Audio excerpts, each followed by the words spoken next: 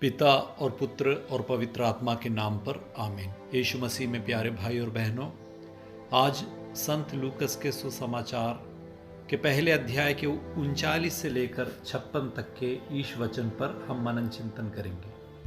पिछले 2 हफ्तों में जकरियस और पवित्र कुंवारी मरियम को स्वर्गदूत गब्रिएल के संदेशा पर हमने मनन चिंतन किया था और आज मरियम और एलिजाबेथ के मिलन पर हम मनन चिंतन करेंगे। एलिजाबेथ की कोख में योहन 6 महीने हो चुका है और कुंवारी मरियम पवित्र आत्मा की शक्ति से गर्भवती होकर ईश्वर के पुत्र को अपने कोख में जन्म दे चुकी है। कुंवारी मरियम के अंदर पवित्र आत्मा है और अब ईश्वर के पुत्र भी उनके शरीर में बसते हैं। जहाँ पर पुत्र और पवित्र आत्मा हो वहाँ पर पिता ईश्वर भी हैं, क्योंकि ईश्वर पवित्र तृत्व है। तो इसका अर्थ ये है कि मरियम के शरीर, मन और आत्मा में पवित्र तृत्व ईश्वर का ही निवास है। तो सबसे पहली बात, जब कुंवारी मरियम लगभग 140 किलोमीटर की दूरी को तय करते हुए यूदा के पहाड़ी प्रदेश आइन करीम में जकरियस के घर में प्रवेश करती हैं, तो स्वयं ईश्वर ही जकरियस और एलिजाबेथ के घर में आ रहे हैं। बपतिस्मा के अवसर से पवित्र तृत्व ही हमारे शरीर में, मन में और आत्मा में निवास करते हैं। तो एक क्रिश्चियन जहाँ पर भी जाता है उसके द्वारा खुद ईश्वर ही दूसरों के घर आते हैं। हमें भी मरियम की ही तरह ईश्वर का वाहक बनना होगा। हम ईश्वर के उपकरण हैं। हमारे द्वारा ईश्वर दूसरों के जीवन में आना चाहते हैं, दूसरों से मिलना चाहते हैं, उन्हें छूना चाहते हैं। ईश्वर को धरने वाले जब दूसरों के जीवन में आते हैं तो उनके जीवन में भी खुशी मिलती है, खुशी फैलती है, उन्हें भी ईश्वर की कृपा प्राप्त होती है। जैसे ही मरियम का अभिवादन एलिजाबेथ ने सुना, मरियम ने क्या कहा होगा? शलोम एलिजाबेथ, अर्थात प्रणाम एलिजाबेथ कहा होगा, नमस्ते कहा होगा या सलाम कहा होगा। और सिर्फ प्रणाम या नमस्ते सुनते ही एलिजाबेथ पवित्र आत्मा से परिपूर्ण हो गई और उसके गर्भ में योहन खुशी से उछल पड़ा। कोरोना वायरस फैलता है, संपर्क में आने से फैलता है, लेकिन उससे भी तेजी से क्या फैलता है? पवित्र आत्मा, ईश्वर की कृपा फैलती है। तो जब हम पवित्र आत्मा को लेकर किसी और के जीवन में जाते हैं तो हमारा सिर्फ एक नमस्ते भी दूसरों को पवित्र आत्मा दे सकता है।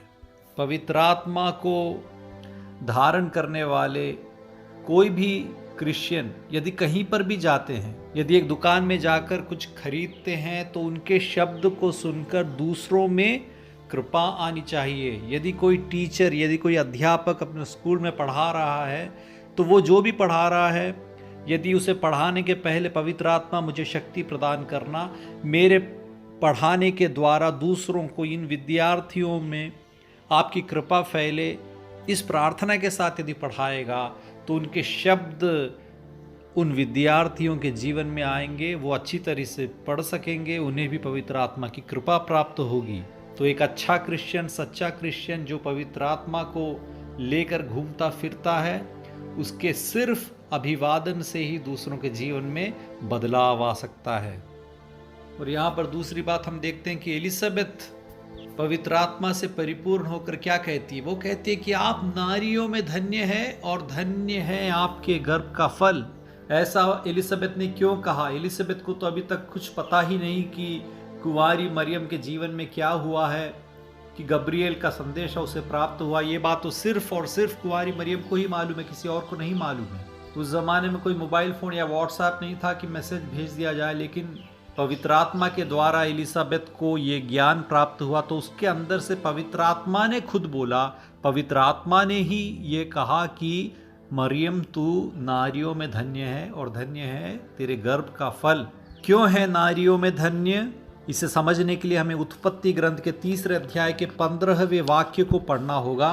वहाँ पर ईश्वर एक प्रतिज्ञा करते हैं कि मैं तेरे और स्त्री के बीच तेरे वंश और उसके वंश में शत्रुता उत्पन्न करूंगा, वह तेरा सिर कुचल देगा और तू उसकी एड़ी काटेगा। तो वहां पर प्रभु ने कहा कि एक स्त्री आएगी जिसका फल, जिसका वंश, जिसका पुत्र शैतान के सिर को कुचलेगा और मनुष्य को मुक्ति प्रदान करेगा। तो तब से लेकर उस स्त्री की तलाश चल रही है। कौन है वो स्त्री जिसका वंश, जिसका पुत्र हमें मुक्ति दिलाएगा? और वो खोज यहाँ पर समाप्त हो रही है, क्योंकि यहाँ पर पवित्र आत्मा एलिसाबेथ के द्वारा पूरे इंसान को, मानव जाति को ये बता रहे हैं कि यही है वो स्त्री और उसके गर्भ का फल वही मुक्तिदाता है जो हमें पाप से, मृत्यु से और शैतान से आज़ादी देगा। फिर एलिसाबेथ कहती है, मुझे यह सौभाग्य कैसे प्राप्त हुआ कि मेरे प्रभु की माँ मेरे पास आए। यह सब कुछ पवित्र आत्मा के द्वारा ही संभव है, क्योंकि पुराने नियम से लेकर यही यहूदी जानते थे कि ईश्वर एकमात्र ईश्वर है। उन्हें ये ज्ञात नहीं था कि ईश्वर पवित्र त्रित्व है, कि ईश्वर का एक पुत्र है और पवित्र आत्मा है, वो भी ईश्वर हैं। ये नहीं मालूम था। वे सिर्फ और सिर्फ याहवे के बारे में जानते थे। यहाँ पर मेरे प्रभु की माँ ऐसा कहा है मरियम को देखते हुए। मरियम बिल्कुल भी याहवे की माँ नहीं है, ऐसा संभव है। तो इसका अर्थ क्या है कि उसके कोख में जो पुत्र जन्म हुआ है वह स्वयं प्रभु है, ईश्वर है। ईश्वर का इकलौता पुत्र ईश्वर है जो हमारे लिए मनुष्य बना है। यहाँ पर पवित्र आत्मा एलिसाबेथ के द्वारा ये बता रहे हैं सब लोगों से कि मरियम सारी स्त्रियों में धन्य है, क्योंकि उसे ही प्रभु ने चुना है मुक्तिदाता की माँ के रूप में। तो ईश्वर की कृपा के कारण, ईश्वर के चुने जाने के कारण वह धन्य है। और उसके तुरंत बाद एलिसाबेथ अब ये भी कहती है कि धन्य है आप जिन्होंने यह विश्वास किया कि प्रभु ने आपसे जो कहा वह पूरा हो जाएगा। देखिए, अब पवित्र आत्मा मरियम को धन्य कह रहा है, इसलिए नहीं कि ईश्वर की कृपा मिली है इसलिए तुम धन्य हो, वो तो ठीक है। लेकिन उसके बाद यदि जो धन्य कह रहे हैं पवित्र आत्मा, वो इसलिए कह रहे हैं क्योंकि मरियम ने विश्वास किया। ये मरियम की श्रेष्ठता है, ये मरियम का गुण है। उसके विश्वास को पवित्र आत्मा प्रशंसित कर रहे हैं, दिखा रहे हैं कि देखो ये धन्य है, ना केवल इसलिए कि वो ईश्वर के पुत्र की मां बन रही है, वो तो किसी और को भी दिया जा सकता था ये सौभाग्य, लेकिन ये धन्य है इसलिए क्योंकि उसने प्रभु के वचन पर विश्वास किया, जो कि असंभव प्रतीत हो रहा था। दुनिया में किसी ने भी ऐसा नहीं सुना था। ये बिल्कुल ही किसी ने भी नहीं सोचा था कि एक कुंवारी मां बन सकती है पवित्र आत्मा की कृपा से और ईश्वर के पुत्र की मां बन सकती है।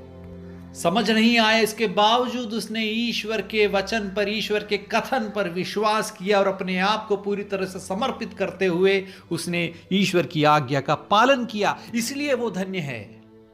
लूकस के ही सुसमाचार 11वें अध्याय के 27 और 28वें वाक्य में हम देखते हैं कि एक स्त्री ईसा को देखते हुए कहती है कि धन्य है वह गर्भ जिसने आपको धारण किया। लेकिन ईसा ने क्या कहा? ठीक है, किंतु वे कहीं अधिक धन्य हैं जो ईश्वर का वचन सुनते और उसका पालन करते हैं।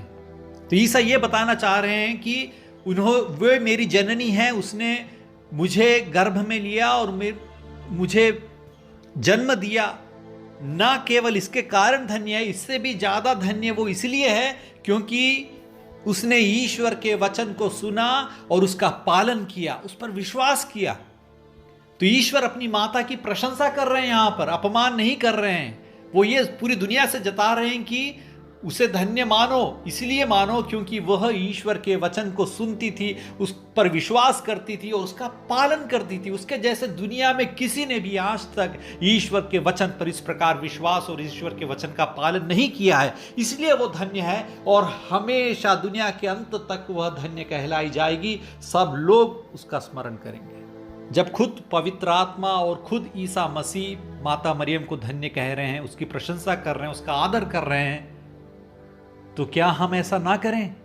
हमें भी पवित्र कुमारी मरियम को धन्य मानना है, उनका सम्मान करना है, उनका आदर करना है। हम उनकी आराधना नहीं करते हैं, वो ईश्वर नहीं है, वो सिर्फ एक मनुष्य है, लेकिन उनका आदर, सम्मान, उनकी प्रशंसा ये जरूर करना है, क्योंकि इससे हमें भी प्रेरणा मिलती है, शक्ति मिलती है कि हम भी माता मरियम की तरह ईश्वर के शिष्य बन सकते हैं। वे ईसा मसीह की ना केवल मां थी, ईसा मसीह की सबसे पहली शिष्य भी थी। तो हम भी उन्हीं की तरह, उन्हीं के रास्ते पर चलते हुए ईश्वर के वचन को सुने, उस पर विश्वास करें और उसका पालन करें, तब हम भी धन्य कहलाएंगे। और तीसरी बात आज के सुसमाचार में हम ये देखते हैं कि एलिजाबेथ पवित्र आत्मा से परिपूर्ण होकर माता मरियम की प्रशंसा कर रही है, लेकिन माता मरियम क्या करती है? माता मरियम का जवाब क्या है?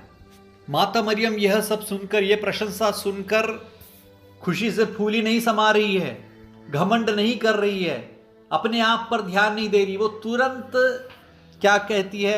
एक भजन गाती है, मेरी आत्मा प्रभु का गुणगान करती है, मेरा मन अपने मुक्तिदाता ईश्वर में आनंद मनाता है, क्योंकि उसने अपनी दीन दासी पर कृपा दृष्टि की है।